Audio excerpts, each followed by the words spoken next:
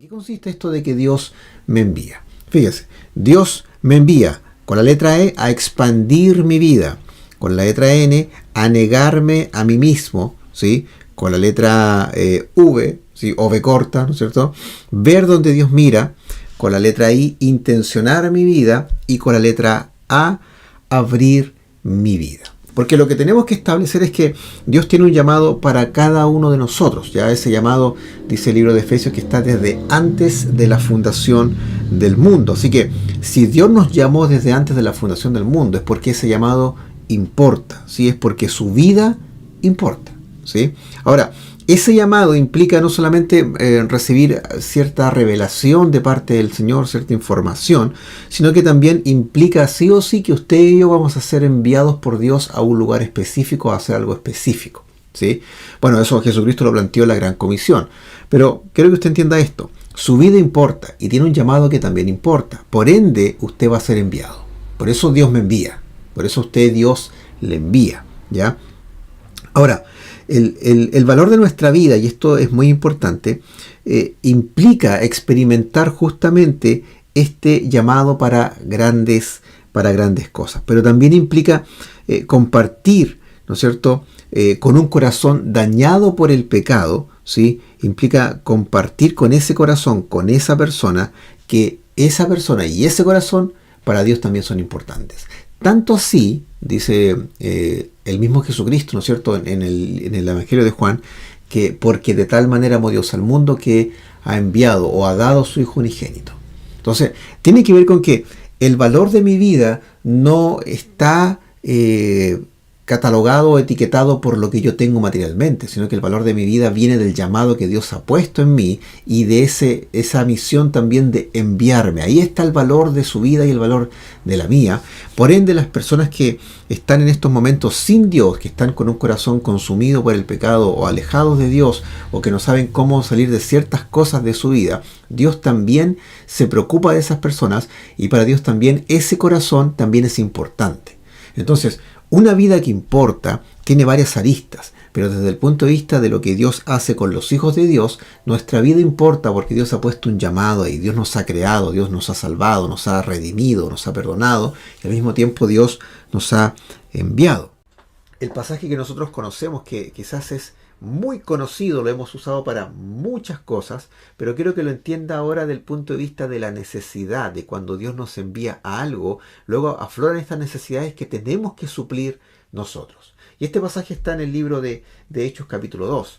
Recuerde que cuando vino el Espíritu Santo en la fiesta de Pentecostés, y eso lo conversamos el domingo anterior, Pedro fue una de las personas que predicó el Evangelio junto con los demás apóstoles, y lo interesante es que predicó en el idioma de las personas que estaban ahí. Había una necesidad que tenía que suplirse. ¿Cuál era? Que esas personas escucharan el Evangelio en su propia lengua, en su propio idioma, en su propio dialecto. Yo le mencionaba que había por lo menos más de 50 idiomas que se estaban hablando en ese entonces y que el Espíritu Santo les permitió hablar a estos apóstoles para que estas personas pudieran escuchar el Evangelio en su propia lengua materna. Ahora, esto es importante porque una vez que se supliera esa necesidad lingüística, luego iba a venir una puerta abierta para empezar a suplir todas esas necesidades emocionales, intelectuales y sobre todo espirituales de esas personas que aceptaron a Jesucristo y que creyeron en el mensaje que Pedro predicó también ahí.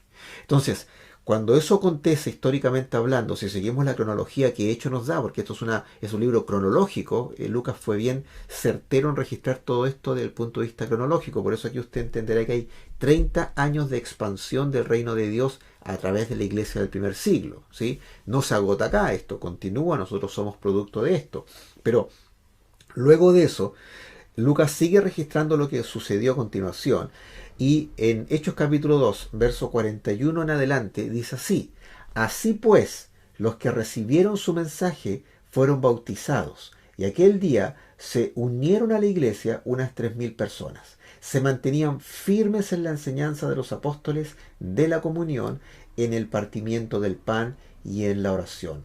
Todos estaban asombrados por los muchos prodigios y señales que realizaban los apóstoles. Todos los creyentes estaban juntos y tenían todo en común. Vendían sus propiedades y posesiones y compartían sus bienes entre sí según la necesidad de cada uno. No dejaban de reunirse en el templo ni un solo día. De casa en casa partían el pan y compartían la comida con alegría y generosidad, alabando a Dios y disfrutando de la estimación general del pueblo, y cada día el Señor añadía al grupo los que iban siendo salvos. Ahora, este pasaje nosotros generalmente lo leemos de forma aislada, pero hay que entender la secuencia cronológica de lo que Dios estaba haciendo. Había enviado a los apóstoles a la fiesta de Pentecostés a predicar, luego hubo gente que creyó, y a continuación ocurre esta secuencia de cosas que nosotros siempre nos asombramos y nos maravillamos, y esta es como un poco la esencia de lo que es ser iglesia en lo práctico, en la comunidad.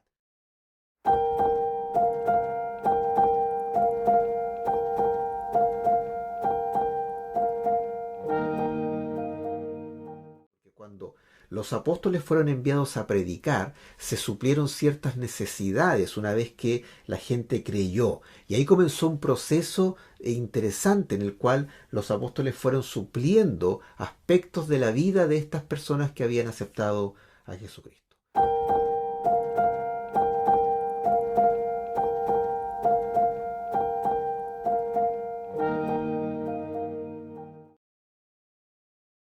Mientras Pablo los esperaba en Atenas, le dolió en el alma ver que la ciudad estaba llena de ídolos. Así que discutía en la sinagoga con los judíos y con los griegos que adoraban a Dios, y a diario hablaba en la plaza con los que se encontraban por allí. Algunos filósofos epicúreos y estoicos entablaron conversación con él. Unos decían: ¿qué querrá decir este charlatán? Otros comentaban: parece que es predicador de dioses extranjeros. Decían esto porque Pablo les anunciaba las buenas nuevas de Jesús y de la resurrección. Pablo estaba en Atenas, un lugar importante del conocimiento de la Grecia antigua y del mundo también, casi la cuna de muchos de los filósofos que nosotros tenemos, en realidad de las filosofías que hoy en día nosotros conocemos desde la antigüedad, ¿sí? Pero Pablo dice que le dolió en el alma ver que la ciudad estaba llena de ídolos. O sea, aquí estamos hablando de que había un ambiente de conocimiento, de compartir lo que se creía, pero había un trasfondo espiritual tremendo ahí, una lucha espiritual tremenda, donde estaban los ídolos imperando por sobre todas las cosas, ¿sí? ¿Y qué fue lo que Pablo sintió con esto? Un dolor en su alma, una forma de decir, al menos la versión NBI. ¿Qué le quiero decir con esto? Cuando Dios nos envía a un lugar, Dios nos envía a ese lugar, y una de las primeras cosas que sucede, o que debiera suceder en nosotros, es compasión, ¿ya? Y esa compasión debiera llevarnos a entender que estamos viviendo en un contexto de vida, aquí en Chile, en nuestro país, en nuestra ciudad, en diferentes partes del mundo, en donde efectivamente estamos llenos de ídolos. ¿Ya? Hoy en día los ídolos se están presentando a nivel de ideologías, pero los ídolos, recuerde, son cualquier cosa o cualquier persona que ocupe el lugar de Dios y que sea más importante que Dios. Cualquier cosa que usted coloque por sobre Dios se convierte automáticamente en un ídolo para su vida. Y nosotros tenemos varios ídolos, puede ser el trabajo, puede ser el dinero, puede ser el estatus, puede ser lo que la gente dice de nosotros, y agregue más a la lista, porque eso le va quitando lugar a Dios del lugar que a Él le corresponde.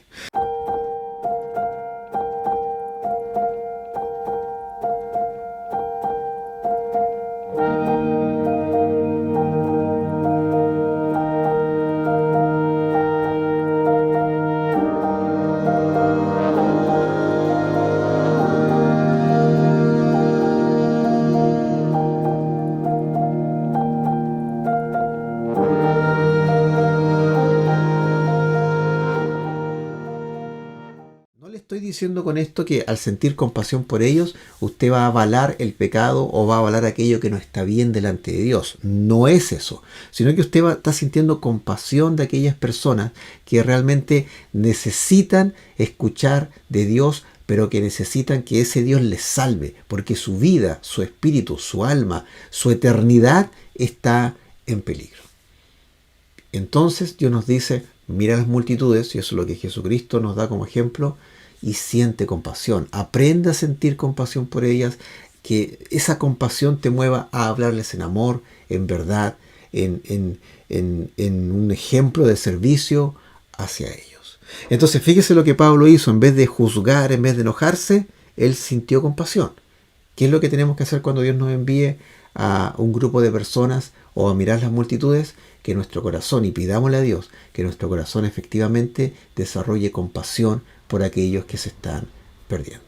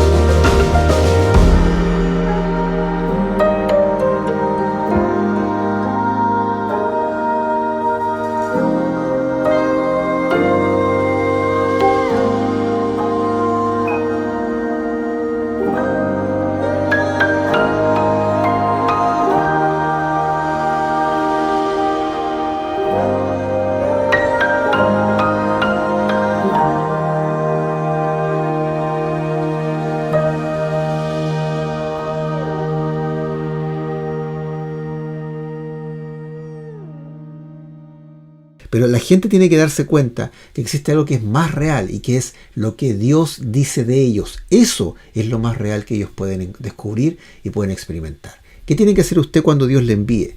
Así como Pablo, usted tiene que hacerles ver que lo que ellos están creyendo sencillamente no es la verdad. Y cuando usted les presenta a Jesucristo, Jesucristo va a hacer un trabajo de ingeniería ahí, un trabajo pero fino respecto a mostrarles qué es la verdad y quién es la verdad. En este caso, Jesucristo mismo.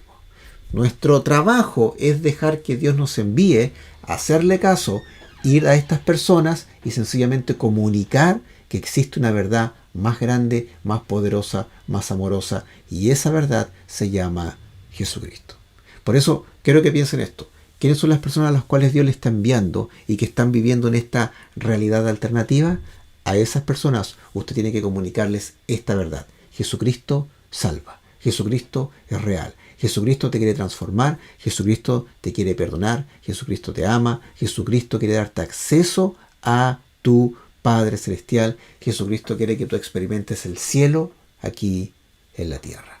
Esa es la verdad que nosotros debemos comunicar y esa es la verdad a la cual Dios nos envía compartir a las multitudes que estamos viendo hoy en día.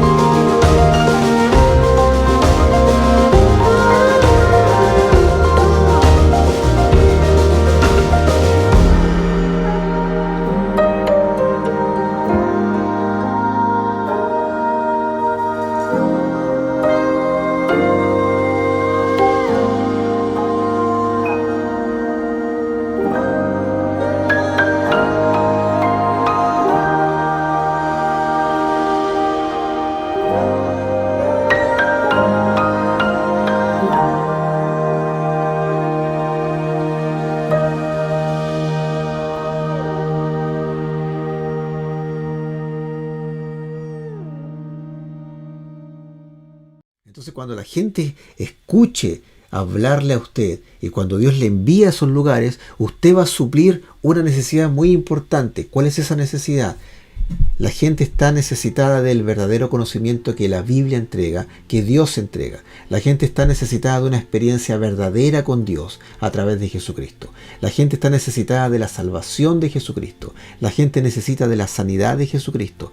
La gente necesita salir de la oscuridad que está viviendo para vivir en la verdad y la luz que Jesucristo entrega a nuestra vida. Cada vez que a usted Dios le envía, que usted siente compasión por la multitud, cada vez que usted se da cuenta de que hay un lugar público que la gente está hablando, interactuando, en este caso redes sociales, como una fila del banco, cada vez que usted también se da cuenta que la gente anda buscando a un Dios desconocido, que no sabe realmente que es Dios, pero usted sí sabe, usted cuando sea enviado, recuerde esto, usted está siendo enviado porque Dios quiere que usted pueda suplir ciertas necesidades espirituales que la gente tiene. Y esas necesidades tienen que ver con un antes y un después en la eternidad de esa persona. Si usted se deja usar y le hace caso a Dios cuando Dios le envía a un lugar X a hablar con alguien o con un grupo de personas, créame, usted puede ser un agente que puede llevar salvación, que puede comunicar perdón, que puede comunicar el amor de Dios a estas personas para que Jesucristo haga su obra, para que Jesucristo les regale eternidad, salvación y puedan experimentar la vida eterna aquí en la tierra, pero luego allá en el cielo por todos los tiempos, por todos los siglos de los siglos, junto a su Creador, junto a su Salvador. Pero alguien tiene que ser enviado. ¿Será usted? Alguien tiene que dejarse enviar. ¿Será usted? Cuando alguien escucha el llamado para ser enviado, ¿usted le va a hacer caso? ¿Sí? Sea como Pablo, seamos como Pablo, que cuando Dios nos envía a un lugar, aprovechamos el momento, observamos, hay compasión en nuestro corazón y cuando tomamos la palabra, hablamos de nuestro Dios, de nuestro Padre, de nuestro Salvador.